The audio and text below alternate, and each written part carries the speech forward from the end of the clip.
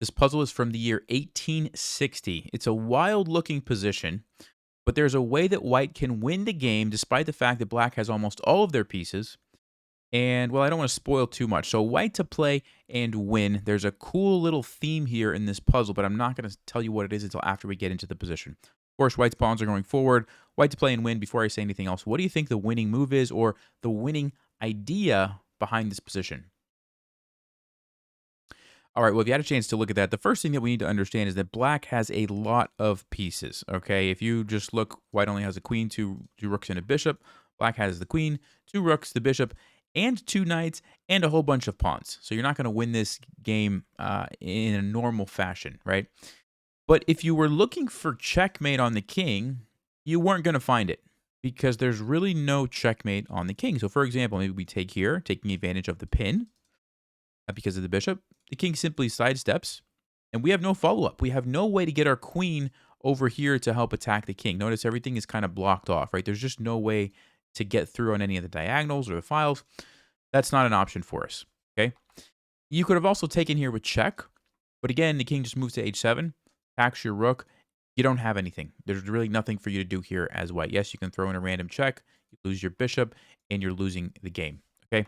So the only move here for white was the amazing rook takes g7, totally ignoring this threat on our queen, giving up the queen for free to set up what's called the windmill tactic. This is a particular chess tactic in chess that you don't see very often, but it's when a bishop is lined up on a king, there's a rook in between, and essentially the rook can now move anywhere that it wants to, right, and put the king into check with the bishop. And that's going to be very, very important. But before I tell you exactly why, let's see if you guys can find the next move. So black's going to take the queen here. Notice the rook is pinned. Black's queen is threatening to come down here and checkmate us. We need to find a very powerful move. White to play and win. What's the best move here for white? All right, well, if you had a chance to look at that, here's where we start the windmill tactic. And the way that a windmill works is you capture a pawn over here with check. And notice because the rook is here, because the bishop is attacking the king is forced to go to g8. Now, why do we care about that? Well, we care about that because after the king goes there, we can actually just go back. And you say, but that's just going to repeat the position, right? But it's not repeating the position because remember, there was a pawn here before that is now gone. And now you can probably see what's the follow-up move here for white. You got a chance to think about that. It's rook takes d7 check.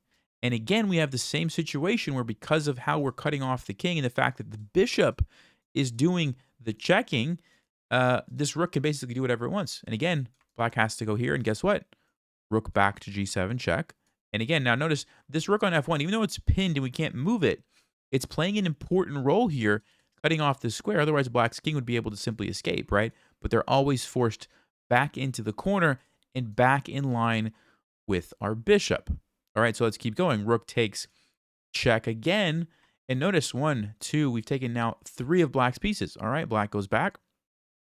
We go back. King goes in the corner. And you're starting to see the pattern, right? We take this. We go back. King goes here. And now I would like you to pause and think about how do we actually win the game from here? Even though we've taken all these pieces, how do we finish it off to actually win? Get a chance to look at that, there's a subtle difference here that you need to understand, and that's the fact that if you grab this pawn and then you grab the queen, you're not going to win the game. And here's why. Black still has 2 rooks. It's now black's turn. They're no longer in check, right? They're going to take us with check. We have to move. And then this rook that's under attack is going to come all the way down here, defending this guy. And now black has 2 rooks and a bunch of pawns against our rook and bishop, right? Black's probably going to win, okay? So you couldn't just grab the queen. What do you do instead from this position? Well, if you had a chance to look at that, the answer is to go to b7, check, grab the rook with check. Okay, now notice the king carefully. The rook is still cutting off here. Now it's being attacked like this, and the bishop is slicing across. The king has to go to h7.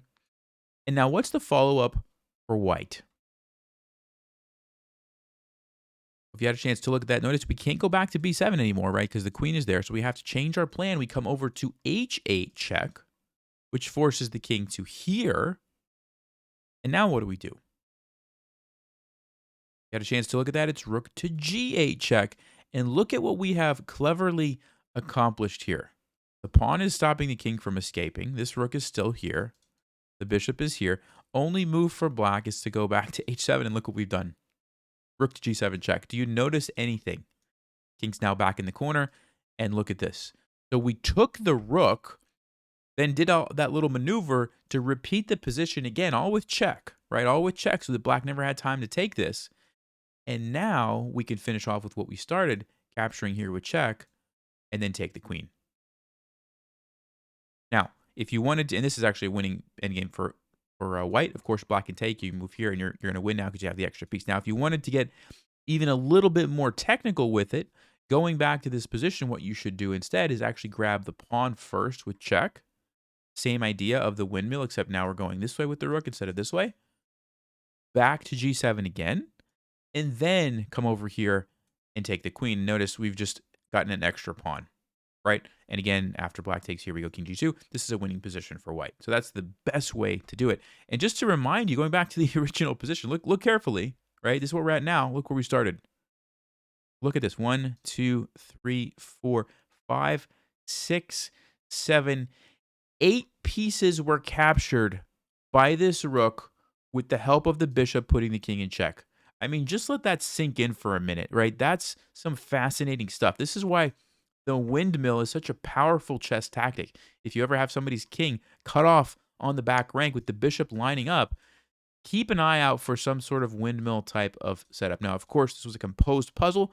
The composer set this up perfectly so that it would work out, but still pretty nice stuff. I hope you guys enjoyed that, and I'll see you next time. Thanks for watching. Stay sharp, play smart, and take care.